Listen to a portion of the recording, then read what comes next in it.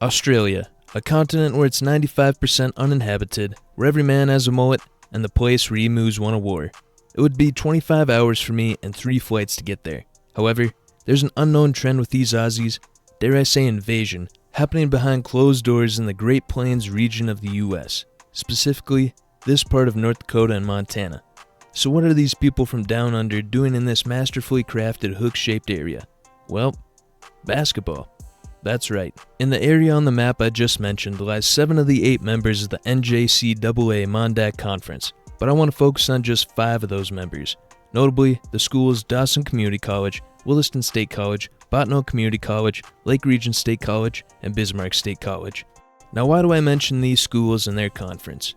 Well, from an unofficial website that shows the number of Australians playing any form of NCAA basketball, the Mondac Conference contains 15 of the 245 active players, equaling 6.1% of the total Australians playing college ball in the US. Over a 5-year period since the 2020-2021 season to present day, the percent of Aussies has grown by 750% in the entire Mondac Conference. I myself think this is quite a high number for an Australian gathering. Now the reason why you clicked on this video, why and how are Australians coming to Montana and North Dakota for college basketball? I think I found the answers, which involved a little of my investigative journalism and an interview that I conducted. For our first investigation, we headed east to Dawson Community College. Dawson has been the team to beat in the Mondac ever since the school hired their current head coach Joe Peterson in 2015.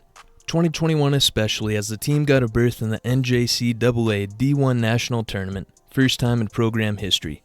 This 2021 season also was the start of the Australian pipeline to eastern Montana.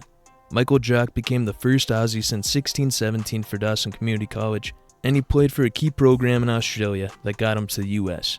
Red Roost Sports, a rising AAU presence out of Melbourne that started in 2015, has produced 6 of 7 Dawson's Australian players since the previously mentioned 2021 season. Like many Australian AAU teams, the Red Roost participate in showcase events in Sydney or Melbourne, sending out game tapes to college coaches across America, with Australia even holding a 2019 AAU college-bound national combine. Actually, this is how Coach Joe Peterson found out about Michael Jock in an interview that I had with him. I've been working with a guy named Scott Sellers who was doing showcases in Utah.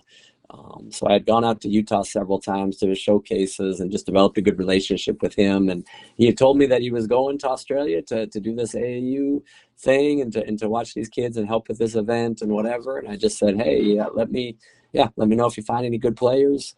You know, we're always looking for good players. And so when he came back from that event, he had got in touch with me about it, and he said he really liked this Michael Jock, and he came back and he said, I have a guy and I really think it'd be great to get him in there at semester if you have the money. And so yeah, we offered him a scholarship, and Michael Jock came over that spring, so it'd have been the spring of 2020. Then the connection between Dawson and the Red Roos exploded these past 4 seasons, with an additional 4 other players from the program coming over and finding success in Glendive. You know, I think it was through Mike, really, and Mike just having a great experience here and us having a great experience with him. You know, the 2.5 years that he was with us, we obviously had a lot of success as a program.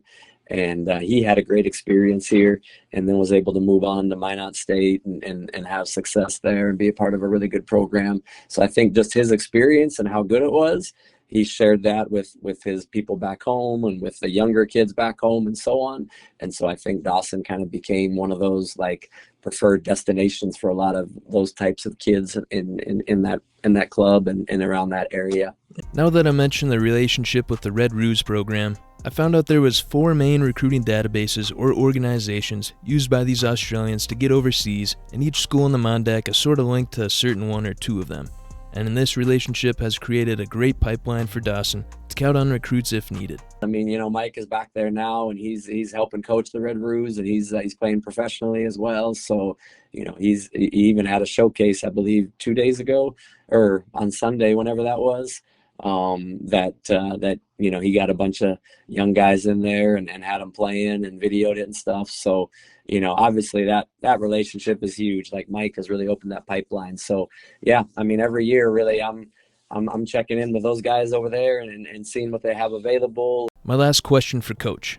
Why out of all these places is this the hot spot for Australian talent? I think when they come over here and they play in our league and they do well and they have success and they're able to move on, I mean, word just spreads quickly. And I think all the Australians back there, are following these guys on social media. They're watching their games and so on. And so, they see that as a pathway for them because they see so many over here doing it. So, it's just like anything in life. I think it kind of starts with one or two guys, and then when it works well, then other guys want to kind of follow in that same pathway. So connections to the National Combine to start this relationship off led to a nice connection with the program down south has been Dawson's source of finding these impactful Aussies.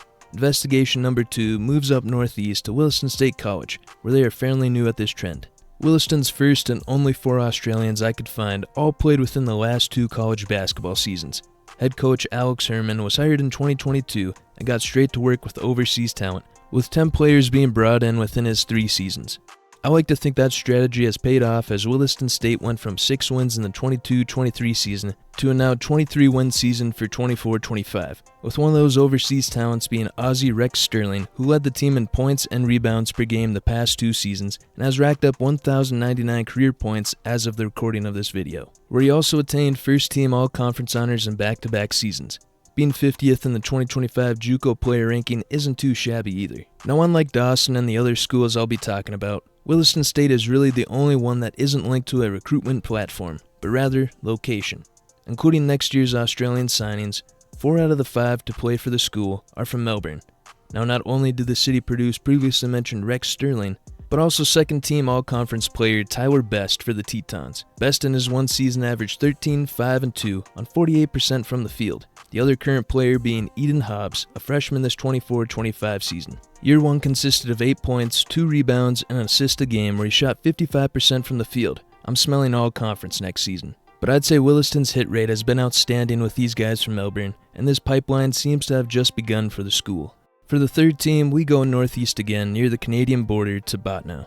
Being the smallest town out of all the ones I'll be talking about, with a population of 2,200, they're the ones that boast the most Australians on their roster for the 24-25 season at 7 players. They were the inspiration behind this full video, as I made a TikTok about them specifically, and people mentioned other JUCOs that needed to be looked into. Another relatively new member of getting Australians to the US, the school has recruited 11 since the 21-22 season. This wave is credited to head coach Carl Sorby, who was hired in the 2021 season, where Coach Sorby has established a pattern of recruiting Australians through 2 specific recruitment platforms, with this being AUSA Hoops and Aussie Prospects, as 9 of the 11 guys who played in Bottineau are connected through them.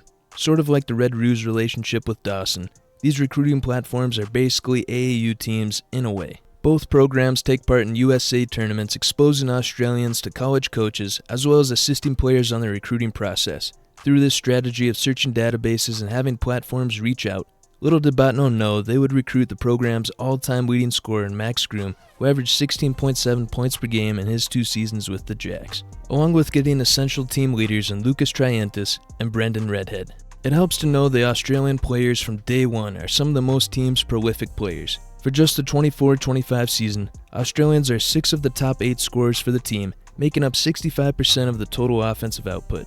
So yeah, reliance on these guys is something Bottineau understands when they bring them over.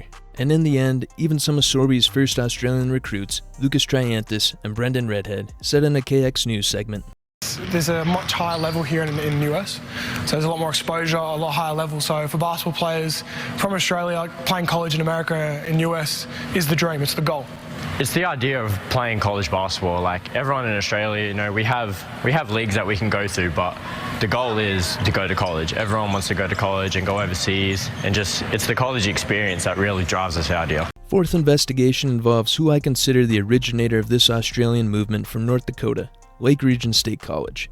When the college hired current head coach Jared Marshall in 2015, he already had 2 Aussies on the roster. Now that was a little crazy then. But what we wouldn't come to expect is that in the city of Devil's Lake, the staggering amount of Australians that eventually play for the program.